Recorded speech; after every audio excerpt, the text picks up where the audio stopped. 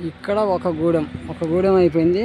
ఇది మూడో గూడెంకి స్తంభాలు వేశారు. ఆ పక్క గూడెం అయిపోయిందండి.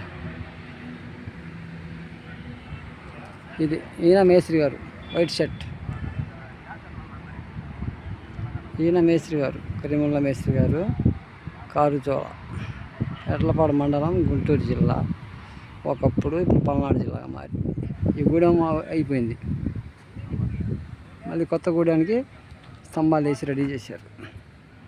ఈ అంతకుముందు పాత గూడాలు.